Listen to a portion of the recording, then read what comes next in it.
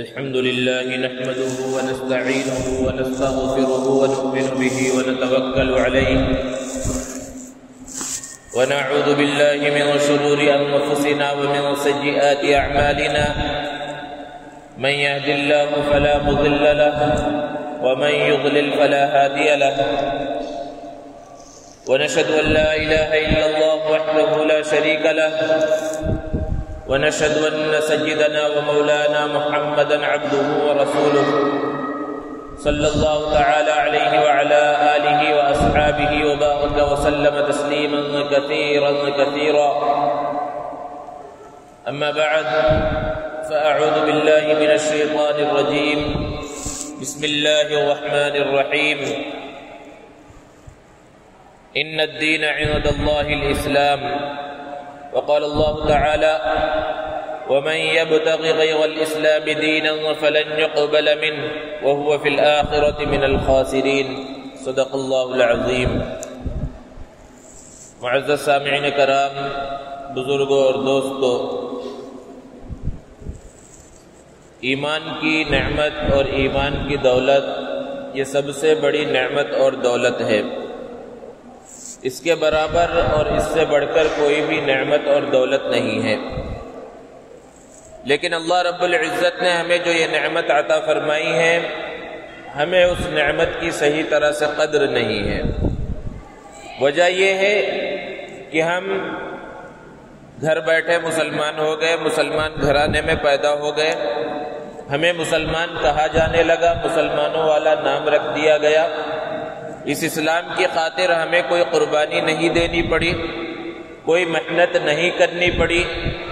اس وجہ سے اس کی صحیح طرح سے ہمیں قدر بھی نہیں ہے۔ ایمان کی قدر ان لوگوں سے پوچھئے جو کفر اور شرک کی دلدل سے نکل کر اسلام کے دامن میں آئے اور انہوں نے اسلام کی حفاظت کی خاطر قربانیاں دی۔ ایمان کی نعمت کی قدر بلال حبشی سے پوچھئے، سلمان فارسی سے پوچھئے، صہیب رومی سے پوچھئے کہ انہوں نے ایمان کی حفاظت کے لیے اور کلمہ لا الہ الا اللہ محمد رسول اللہ کہنے کے لیے کس طرح قربانیاں دی اور کس طرح تکلیفوں کو برداشت کیا۔ تو بہرحال یہ ایمان کی نعمت اور دولت بہت بڑی نعمت اور دولت ہے۔ اللہ رب العزت نے قرآن مجید کے اندر بیان فرمایا ہے لا اکراہ فی الدین، کہ دین کے اندر کوئی زبردستی نہیں ہے، زور زبردستی نہیں ہے، یعنی ایمان قبول کرنے کے لیے اور اسلام قبول کرنے کے لیے کسی پر کوئی زور زبردستی نہیں کی جا سکتی۔ اور پوری اسلامی تاریخ آپ اٹھا کر دیکھ لیجئے، مسلمانوں کی پوری تاریخ کو دیکھ لیجئے، کہیں پر آپ کو یہ نہیں ملے گا کہ مسلمانوں نے کسی کو مسلمان بنانے کے واسطے، اسلام کے دائرے میں لانے کے واسطے زور زبردستی کی ہو۔ اسلام تو یہ کہتا ہے کہ جس کا دل چاہے وہ ایمان قبول کرے اور جس کا دل چاہے وہ ایمان قبول نہ کرے، اس میں کوئی زور زبردستی نہیں ہے۔ لیکن جو اسلام کے دامن میں آ گیا اور جو مسلمان ہو گیا اور جس نے اسلام کو قبول کر لیا یا جو پہلے سے مسلمان چلا آ رہا ہے، اس کے لیے کسی بھی طرح اب درست نہیں ہے کہ وہ اسلام کے دامن کو چھوڑ دے اور اسلام کے دائرے سے نکل جائے۔ اگر کوئی مسلمان ہو کر اسلام قبول کرنے کے بعد پھر اسلام کو چھوڑتا ہے، اس کی بڑی سخت سزا قرآن نے بیان فرمائی ہے، اللہ رب العزت نے بیان فرمایا۔ اللہ رب العزت نے بیان فرمایا کہ اس کے سارے اعمال حبط ہو جائیں گے۔ قرآن مجید میں اللہ رب العزت نے بیان فرمایا ہے ان الدین عند اللہ الاسلام، کہ قیامت کے دن جو دین اللہ کے نزدیک مقبول ہوگا وہ دین اسلام ہے، اور جو اسلام کے علاوہ کسی اور دین کے ساتھ، کسی اور مذہب کے ساتھ وہاں پر آئے گا تو اس مذہب کو ہرگز قبول نہیں کیا جائے گا۔ اللہ رب العزت نے ارشاد فرمایا وَمَنْ يَبْتَغِ غَيْرَ الْإِسْلَامِ دِينًا فَلَنْ يُقْبَلَ مِنْهُ، ہرگز اس کی جانب سے اس کو قبول نہیں کیا جائے گا، اور ایسے لوگ نقصان میں ہوں گے، گھاٹے میں ہوں گے، خسارے میں ہوں گے۔ یہی وجہ ہے کہ آپ دیکھیے کہ اللہ کے رسول صلی اللہ علیہ وسلم کے وصال کے بعد جب حضرت ابو بکر صدیق رضی اللہ تعالی عنہ کا زمانہ آتا ہے اور بہت سے لوگ مرتد ہو جاتے ہیں، اسلام کے دائرے کو چھوڑ دیتے ہیں، اور یہ وہ لوگ تھے جو لوگوں کے دیکھا دیکھی مسلمان ہوئے تھے، تو حضرت ابو بکر صدیق رضی اللہ تعالی عنہ نے اس فتنہ ارتداد کا مقابلہ کیا۔ ان سے مقابلے کے واسطے حضرت ابو بکر صدیق رضی اللہ تعالی عنہ نکلے۔ اس سے یہ پتہ چلتا ہے ایمان کی اہمیت کا، اسلام کی اہمیت کا،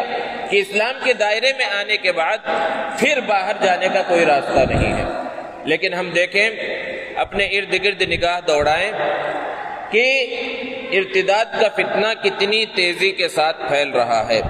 ہر طرف آپ کو یہ خبریں سنائی دیں گی کہ فلاں نوجوان لڑکی، مسلمان لڑکی نے کسی غیر مسلم سے نکاح کے واسطے، شادی کے واسطے اسلام کے دامن کو چھوڑ دیا اور اس نے کسی اور مذہب کو اختیار کر لیا۔ سوشل میڈیا کے ذریعے، اخبارات کے ذریعے اور دیگر ذرائع کے ذریعے آپ کو یہ خبر پہنچتی رہتی ہے، اور یہ سلسلہ کوئی آج سے نہیں چل رہا کہ عشق معاشقے کی وجہ سے دو الگ الگ مذہب اختیار کرنے والے لوگوں نے آپس میں شادی کے لیے ایک کا اپنا مذہب چھوڑ دیا ہو۔ یہ کوئی نئی بات نہیں ہے، پہلے سے چلا آ رہا ہے، لیکن یہ واقعات جو ہوتے تھے، اکا دکا واقعات جو معاشقے پر مبنی ہوتے تھے، یہ آپ کو سننے میں آتے تھے۔ لیکن گزشتہ چند سالوں سے اگر آپ غور کریں تو پتہ چلے گا کہ یہ صرف عشق معاشقے کی بات نہیں رہی، بلکہ اب مسئلہ اس سے آگے بڑھ گیا ہے، اور باقاعدہ سازش کے طور پر محنت کی جا رہی ہے مسلمان لڑکیوں کے اوپر، نوجوان لڑکیوں کے اوپر، کہ ان کو اسلام کے دامن سے خارج کر دیا جائے۔ انہیں محبت کے ذریعے پھسلایا جاتا ہے، لالچ دی جاتی ہے، انہیں تحفے تحائف دیے جاتے ہیں، موبائل فون گفٹ کے طور پر دیا جاتا ہے اور دوسری چیزیں دی جاتی ہیں، اور پھر اس لڑکی کو اس درجے پر لایا جاتا ہے کہ اب وہ اس غیر مسلم سے شادی کرنے کے واسطے اپنا مذہب بھی چھوڑنے کے واسطے تیار ہو جاتی ہے، اور یہ باقاعدہ ایک منظم طریقے پر چل رہا ہے۔ چند مہینے پہلے بعض اخبارات کے اندر اس کی رپورٹ بھی آئی کہ کس طرح بعض ہندو تنظیموں نے اس طرح کا اعلان بھی کیا ہے کہ جو نوجوان اس طرح کے کام کریں انہیں اتنا انعام بھی دیا جائے گا کہ 6 مہینے کی مدت یا 1 سال کی مدت میں کسی ایک لڑکی کو بھی وہ اسلام کے دامن سے نکال دے اور اپنے ساتھ وہ شادی کرنے پر راضی کر لے تو انہیں اتنا انعام دیا جائے گا، اور اتنے مہینے کے رہنے سہنے کا خرچہ انہیں مفت دیا جائے گا۔ کئی ہندی اخبارات کے اندر اس کی رپورٹ بھی شائع ہوئی، اور جو نوجوان اس میں مبتلا تھے اور بعض وہ پکڑے گئے تو انہوں نے اس جرم کو قبول بھی کیا۔ تو باقاعدہ ایک سازش کے طور پر ہندو تنظیموں کی جانب سے یہ سلسلہ چل رہا ہے، اور بدنام کسے کیا جا رہا ہے؟ لو جہاد کے نام پر مسلمانوں کو بدنام کیا جا رہا ہے۔ جگہ جگہ پر آج کل آپ لو جہاد کا نام سن رہے ہوں گے، اور بعض صوبوں کے اندر باقاعدہ آرڈیننس لا کر قانون پاس کیا گیا ہے اس طرح کہ مسلمان اگر کوئی لڑکا ہوگا اور وہ کسی غیر مسلم سے شادی کر لے تو اس کی زندگی کو اجیرن بنانے کے واسطے ایک قانون لایا گیا ہے، اور وہ اس قانون کے اوپر بعض صوبوں کے اندر عمل بھی ہو رہا ہے۔ حالانکہ اسلام کیا کہتا ہے؟ آپ اسلامی تاریخ کو اٹھا کر دیکھیے، شریعت مطہرہ کو دیکھیے۔ لو جہاد جب بھی کہا جاتا ہے، نیوز چینلوں پر آپ دیکھتے ہوں گے اس کے اوپر ڈیبیٹ ہوتی ہے، تو پوری ایک تاریخ بیان کی جاتی ہے کہ مسلمانوں نے اسلام کی اشاعت کے واسطے اسی طرح شادیاں کی ہیں، غیروں سے شادیاں کی اور اس سے اسلام کو پھیلایا۔ حالانکہ یہ بالکل غلط ہے اور سراسر الزام ہے۔ قرآن تو یہ کہتا ہے کہ کسی مسلمان مرد کا نکاح کسی مشرکہ عورت سے ہو ہی نہیں سکتا، اور کسی مسلمان لڑکی کا نکاح کسی مشرک مرد سے، کسی یہودی سے، عیسائی سے، کسی سے بھی نہیں ہو سکتا، یہ قرآن کہتا ہے۔ اگر اسلام یہ چاہتا اور مسلمان یہ چاہتے، شریعت یہ چاہتی کہ نکاح کے ذریعے اور شادی کے ذریعے اسلام کو پھیلایا جائے تو ایسی ممانعت تو وارد نہ ہوتی۔ شریعت میں تو ایسی ممانعت، سخت ترین ممانعت ہے کہ اگر دین کا اختلاف ہے اور یہ اختلاف ایسا ہے کہ لڑکی مسلمان ہے اور لڑکا کسی اور مذہب کا ماننے والا ہے، ہے تو کسی بھی حال میں شادی کی اجازت نہیں ہے۔ اسی طرح اگر لڑکا مسلمان ہے اور لڑکی غیر مسلم ہے یعنی وہ مشرکہ ہے تو اس کو شادی کی اجازت نہیں ہے۔ تو اسلام کی تعلیم تو یہ ہے۔ تو آپ کو جو ڈیبیٹ کے ذریعے اور نیوز چینلوں کے ذریعے جو دکھایا جا رہا ہے اس کو سمجھنے کی ضرورت ہے کہ یہ سراسر اسلام کو بدنام کرنے کی سازش ہے۔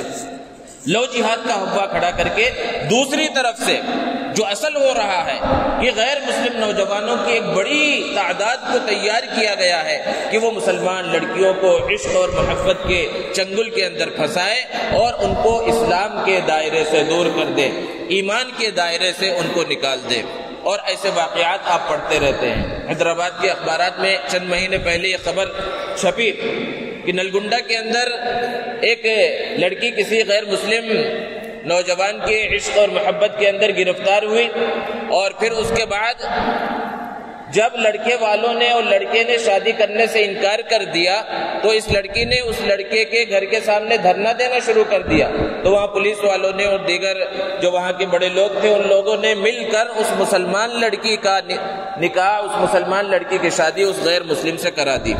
اور پھر 6 مہینے گزرے تھے، وہ حاملہ بھی تھی کہ موقع ملا اس لڑکے اور لڑکے کے گھر والوں کو اس کا قتل کر ڈالا، گھر کے اندر اس کو مار دیا۔ اس کی تصاویر جو ہے اخبارات کے اندر چھپی۔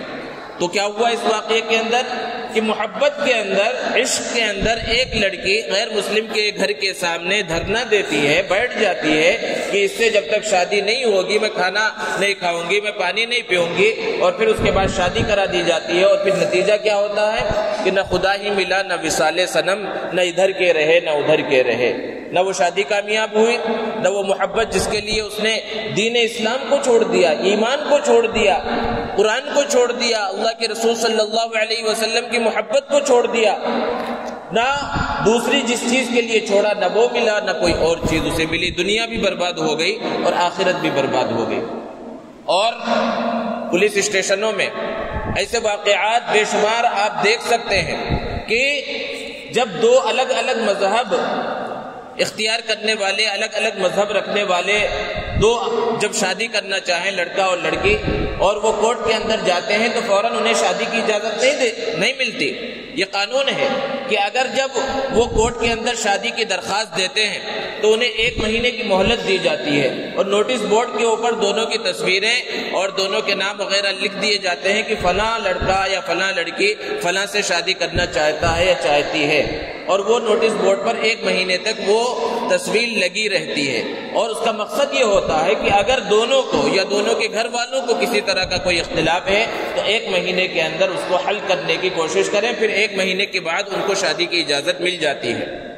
آپ ایسے کورٹ کے اندر جائیں تو بے شمار ہر صوبے کے اندر، ہر علاقے کے اندر آپ کو ایسے بے شمار نوٹس بورڈ پر لگے ہوئے مل جائیں گے کہ فلاں مسلمان لڑکی نے کسی غیر مسلم کے ساتھ نکاح کے واسطے درخواست دے رکھی ہے۔ اور آپ کو چند دنوں میں، کچھ دنوں کے بعد سوشل میڈیا پر ایسے فارم بھی ملتے ہیں جس کے اندر یہ کسی مسلمان لڑکی کی تصویر ہوتی ہے، مسلمان نام ہوتا ہے، اور کسی غیر مسلم مرد کا نام ہوتا ہے کہ اس مسلمان لڑکی نے کسی غیر مسلم کے ساتھ نکاح کی درخواست دی ہے۔ یہ تصویر باہر کیسے آئی؟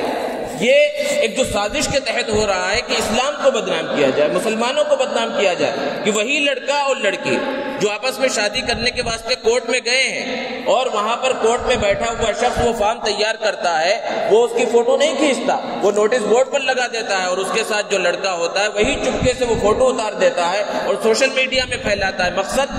کہ میں جو محنت کر رہا تھا گزشتہ چند مہینوں سے، میری محنت کامیاب ہو گئی ہے، دیکھو میں ایک لڑکی کو اسلام کے دائرے سے نکالنے والا ہوں اور اسلام کو بدنام کر رہا ہوں۔ اسلام کی بدنامی کو پھیلانے کے واسطے وہ اس کو پھیلانا شروع کرتا ہے۔ اور مسلمان بھی ہمارے کیا کرتے ہیں کہ ایسی کوئی تصویر آتی ہے تو کہتے ہیں کہ آگ کی طرح پھیلا دو۔ ہونا تو یہ چاہیے تھا اگر کچھ کر سکتے تو اس لڑکی اور اس کے گھر والوں سے ملنے کی کوشش کی جاتی، اسے سمجھایا جاتا، ایمان کی حقیقت کو سمجھایا جاتا، اسلام کی حقیقت کو سمجھایا جاتا، لیکن ہم یہ کام نہیں کرتے ہیں۔ ہم یہ کرتے ہیں کہ بس اس کو آگ کی طرح پھیلا دو۔ وہ آگ کی طرح کیا پھیلا رہے ہیں؟ اسلام کی بدنامی کو پھیلایا جا رہا ہے کہ لوگ کس طرح ہیں کہ شادی کے واسطے، پیسوں کے واسطے اسلام کو چھوڑ کر جانے کے واسطے تیار ہیں۔ یہ خود ہم کرتے ہیں، ہم پھیلاتے ہیں۔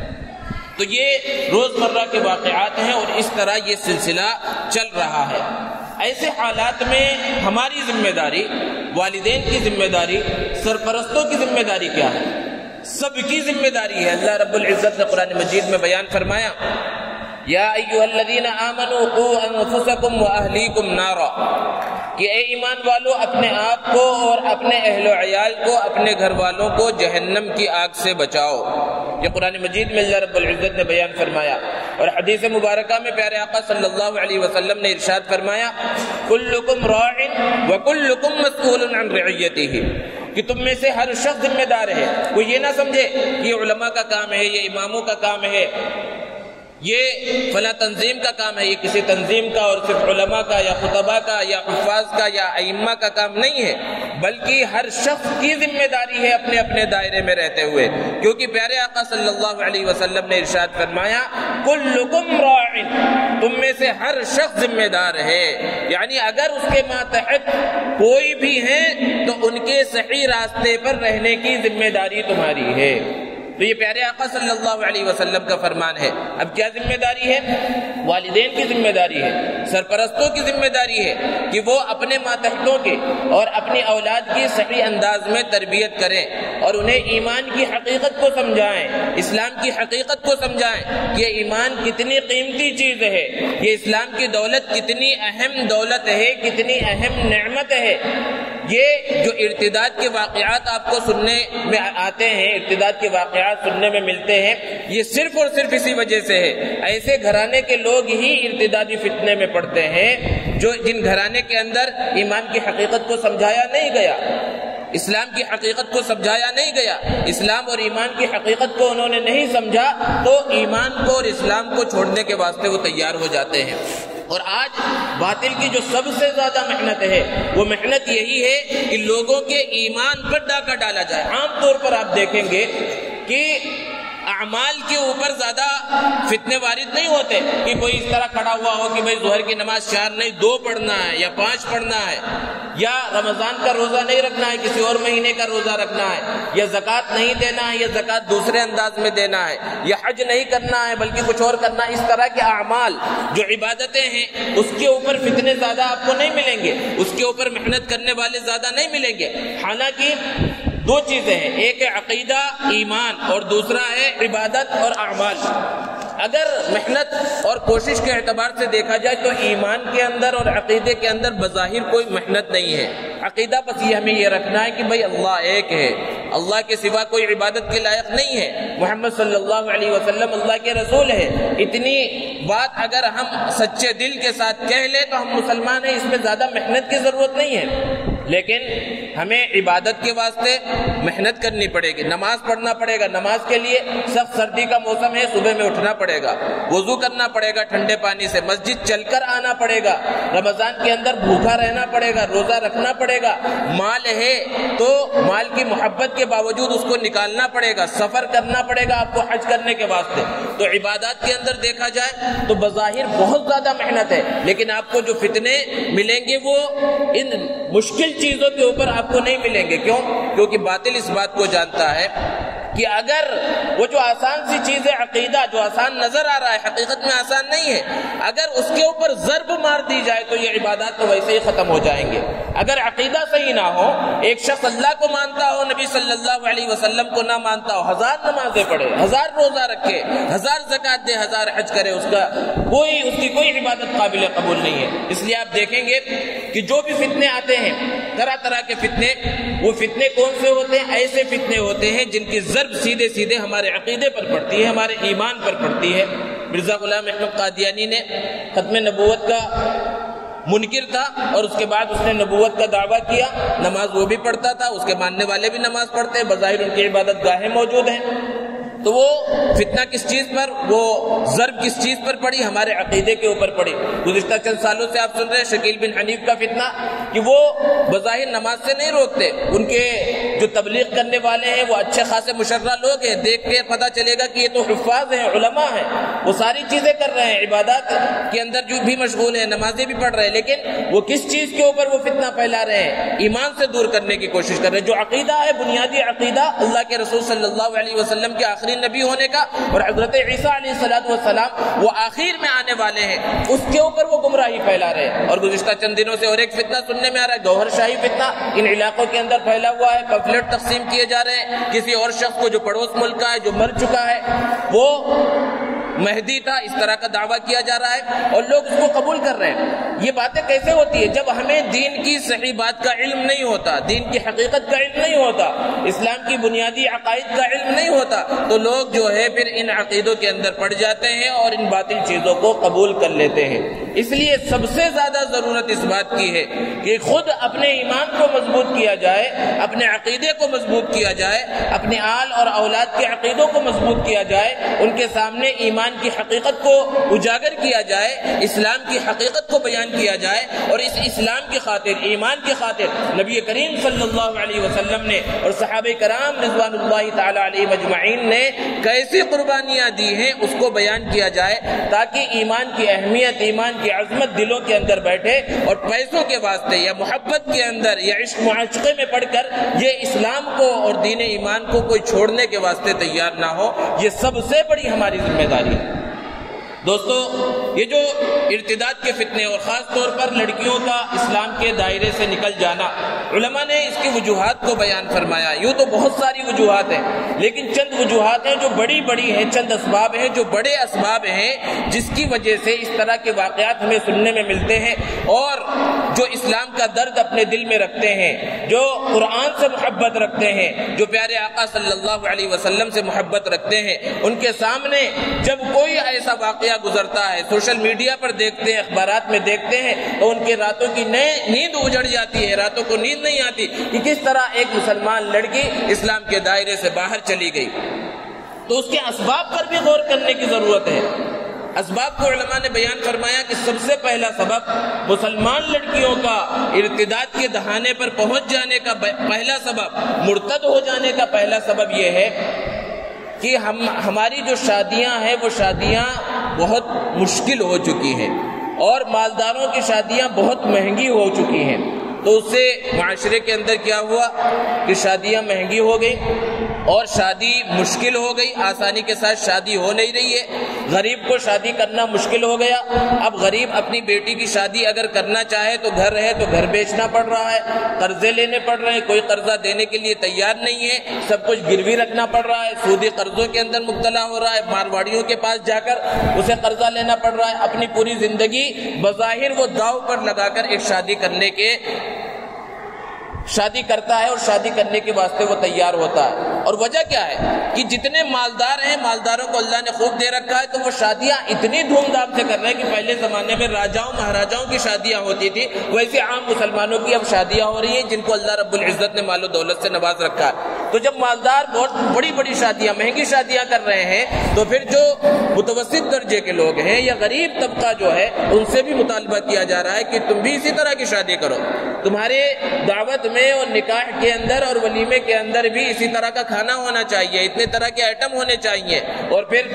وہ جو جسے دولہا کہا جاتا ہے، وہ دولہا کہنا بھی اس کی جو ہے ایک اعتبار سے تحقیر ہے، جو بھکاری بن کر آتا ہے اور اس کے بارے میں کہا جاتا ہے بہت اعلیٰ تعلیم یافتہ ہے، 50,000 کماتا ہے، 1,00,000 کماتا ہے، اور بھیک کا کشکول لے کر، ایک کٹورا لے کر جو ہے شادی سے پہلے لسٹ لے کر وہ پہنچتے ہیں، اور بڑے بڑے مطالبے ہوتے ہیں، جوڑے کی رقم کی اور گھوڑے کی رقم کی اور الاں اور فلاں، وہ سب مانگا جاتا ہے۔ یہ ساری چیزیں ہیں جس کی وجہ سے جب غریب بچی کی شادی مشکل ہو گئی اور اس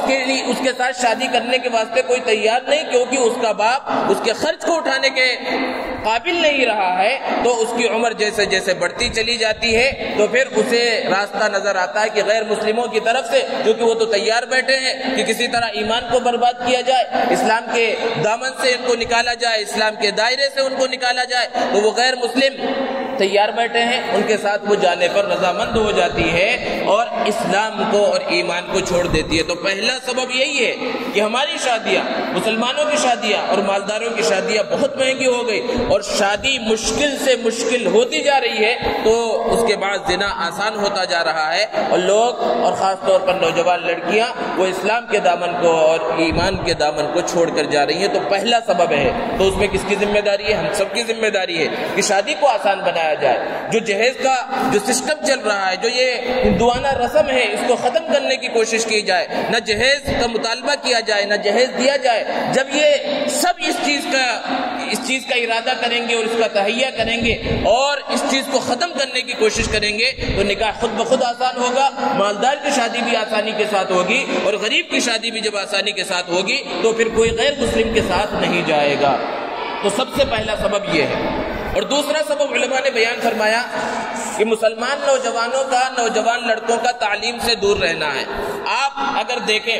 جب بھی رزلٹ آتا ہے کسی بھی امتحان کا، اس کے اندر لڑکیاں آگے ہیں، چاہے وہ غیر مسلموں میں ہو یا مسلمانوں کے اندر ہو، اور خاص طور پر مسلمانوں میں،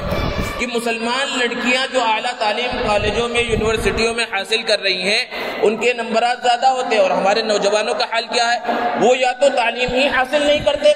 یا تعلیم حاصل بھی کرتے ہیں تو ان کے جب نمبرات آتے ہیں، رزلٹ آتا ہے تو اچھے گریڈ سے وہ پاس نہیں ہوتے، وہ پیچھے رہ جاتے ہیں اور اعلیٰ تعلیم حاصل نہیں کر پاتے، بڑی جگہوں پر ان کی نوکریاں نہیں لگ پاتی کیونکہ انہوں نے تعلیم میں محنت نہیں کی، اعلیٰ تعلیم انہوں نے حاصل نہیں کی۔ تو ایک بچی، ایک نوجوان لڑکی جس نے خوب تعلیم حاصل کی، اعلیٰ تعلیم حاصل کی، اچھے نمبرات سے کامیاب ہوئی، اپنے پورے شہر میں، پورے صوبے میں اس نے بہت زیادہ نمبر حاصل کیے، تو ظاہر سی بات ہے وہ یہی چاہے گی کہ اس کے ساتھ شادی کرنے والا کم سے کم اس کے برابر کے درجے کا ہو، وہ بھی اتنا تعلیم یافتہ ہو۔ اور آج اس چیز کی کمی ہو گئی کہ مسلمان لڑکیوں نے خوب اعلیٰ تعلیم حاصل کی اور ان کے برابر کے درجے کے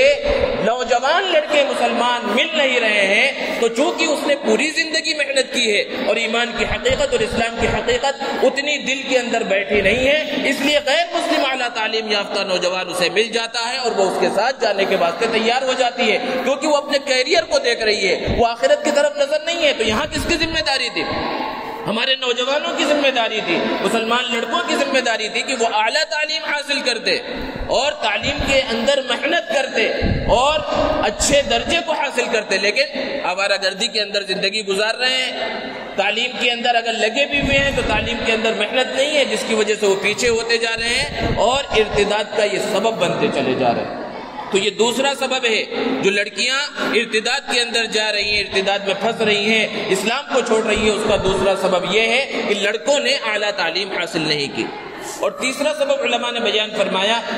کہ لڑکوں اور لڑکیوں کا مخلوط تعلیم حاصل کرنا، مخلوط نظام تعلیم، جس پر ایک صدی پہلے ہی علماء نے بیان فرمایا تھا اور اس وقت سے ہی اور آج بھی بڑے فخر سے لوگ بیان کرتے بھائی ہمارے پاس کو ایجوکیشن سسٹم ہے، مخلوط نظام تعلیم ہے، اس کو بہت اچھا نظام تعلیم سمجھا جاتا ہے۔ جب علماء اس سے روکتے تھے تو لوگ سمجھتے تھے کہ بھائی علماء تو لڑکیوں کو تعلیم حاصل کرنے سے روک رہے ہیں، حالانکہ کہیں پر بھی علماء نے لڑکیوں کو اعلیٰ تعلیم حاصل کرنے سے نہیں روکا، لیکن اس بات سے ضرور روکا ہے کہ مخلوط نظام تعلیم ہو، لڑکا لڑکی ایک ساتھ مل کر وہ تعلیم حاصل کر رہے، آگ پیٹرول ایک ساتھ ہے تو اس کے بعد یہ فتنے پیدا ہوتے ہیں، وہ غیر مسلم بھی ہیں، مسلمان بھی ہیں، اب ان کے ساتھ عشق معاشقہ کے چکر اور ہدایہ کا لینا دینا، گفٹ کا آپس میں ادھر سے ادھر ہونا، یہ ساری چیزیں چلتی ہیں، اور جب وہ تعلیم حاصل کر کے باہر نکلتے ہیں تو بہت سے ایسے ہوتے ہیں، ایسی لڑکیاں ہوتی ہیں جو غیر مسلموں کے ساتھ جانے کے واسطے تیار ہو جاتی ہیں۔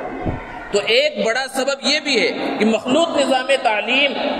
کالجوں میں، یونیورسٹیوں کے اندر لڑکوں کا اور لڑکیوں کا ایک ساتھ تعلیم حاصل کرنا، اس کے اندر ضرورت اس بات کی ہے کہ بڑے اعلیٰ تعلیمی ادارے بہت سے ایسے قائم بھی اب کیے جا رہے ہیں مسلمانوں کی طرف سے، لیکن ضرورت اس بات کی ہے کہ اعلیٰ پیمانے پر اور بڑے پیمانے پر ایسے کالج اور ایسی یونیورسٹیاں تیار کی جائیں جس کے اندر لڑکوں کا نظام الگ ہو، لڑکیوں کی تعلیم کا نظام الگ ہو، تاکہ اس ارتدادی فتنے سے بچا جا سکے۔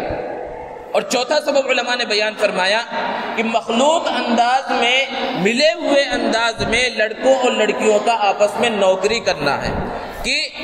لڑکیاں بھی بہت سی جگہوں پر مسلمان لڑکیاں کسی بھی مجبوری کی وجہ سے وہ نوکری کر رہی ہیں، اور خاص طور پر کال سینٹروں کے اندر، اور پھر اس میں کس طرح کی ترتیب ہے ہر ایک کو معلوم ہے کہ خاص طور پر رات میں وہ نوکریاں ہوتی ہیں، اور کس طرح ہے کہ ایک ہی کیب کے اندر لڑکا اور لڑکی سفر کر رہے ہیں، وہاں جس جگہ پر نوکری کرنے جانا ہے وہاں تک وہ جا رہے ہیں، وہاں پر وہ انہیں تنہائی مل رہی ہے، بات چیت ہو رہی ہے، ساتھ میں کھانا پینا ہو رہا ہے، اور پھر ساتھ میں ہی واپسی ہو رہی ہے اسی کیب کے ذریعے، اسی کار کے ذریعے، تو پھر اس انداز میں تو آگ اور پیٹرول کا ملاپ ہو رہا ہے۔ تو وہاں پر بہت سے ایسی مسلمان لڑکیاں ہوتی ہیں کہ وہ کال سینٹروں پر اور مخلوط انداز میں نوکری کرنے کی وجہ سے وہ غیر مسلموں کے ہتھے چڑھ جاتی ہے۔ ان کا مقصد یہی ہے کہ انہیں بہلایا جائے، پھسلایا جائے گفٹ کے ذریعے اور الاں فلاں کے ذریعے، اور وہ اس میں کامیاب ہو جاتے ہیں، اور پھر ہم اخبارات کے اندر وہ خبریں دیکھتے ہیں، اور پھر ایسی شادی آگے چل کر کامیاب نہیں ہوتی، وہ یا تو خودکشی کر لیتی ہے یا اسے مار دیا جاتا ہے۔ ایسے واقعات روزانہ کی بنیاد پر ہو رہے ہیں۔ تو ہماری بہت بڑی ذمہ داری ہے، ہر ایک کی ذمہ داری ہے، ہر شخص کی ذمہ داری ہے کہ وہ اپنے گھرانے کی فکر کرے۔ بہت سے واقعات اس طرح روزانہ کے سننے میں آتے ہیں کہ مسلمان لڑکیاں جو ایسے مسلم محلوں کے اندر رہتی ہیں وہ پردہ بھی کرتی ہے، برقع بھی پہنتی ہے، لیکن ایسے واقعات خود ہوتے ہیں، لوگ دیکھتے ہیں اور اس کو اخبارات میں بھی بیان کرتے ہیں، اور آپس میں بھی اس کے بارے میں وہ مذاکرہ کرتے ہیں کہ محلے سے، جس محلے میں رہتی وہاں سے تو برقع پہن کے نکلی اور ان کا عاشق کہیں محلے کے باہر موجود ہے، اور وہاں پر پہنچتی اور برقع نکل جاتا ہے اور پارکوں میں اور ادھر ادھر جو ہے گھومتی پھر رہی ہے۔ اسلام کی بدنامی، مسلمانوں کی بدنامی، یہ سب کیوں ہو رہا ہے؟ کیونکہ ہم نے صحیح انداز میں ان کی پرورش نہیں کی، ان کی دیکھ بھال نہیں کی، اور موبائل فون یہ بے حیائی کا ایک ذریعہ ہے اور فحاشی کا ایک ذریعہ ہے، وہ ہم نے کھلے عام تعلیم حاصل کرنے والے بچوں اور تعلیم حاصل کرنے والی بچیوں کو دے دیا ہے۔ اب تو بہرحال تعلیم کے اندر بھی استعمال ہو رہا ہے، لیکن اس کی نگرانی نہ کرنا اور یوں ہی کھلی چھوٹ دے دینا، یہ سارے اسباب ہیں ان سب چیزوں کے ارتداد کے پھیلنے کے اور فتنے ارتداد کے بڑھ جانے کے۔ اس لیے ضرورت اس بات کی ہے کہ ہر شخص اپنی ذمہ داری کی فکر کرے، اور ہر شخص اپنے گھرانے کی، اپنے محلے کی فکر کرے، تو انشاءاللہ اللہ کی ذات سے امید ہے یہ جو ارتدادی فتنے نظر آ رہے ہیں یہ ختم ہو جائیں گے۔ اللہ رب العزت ہمیں عمل کی توفیق عطا فرمائے۔ وآخر دعوانا الحمدللہ رب العالمین۔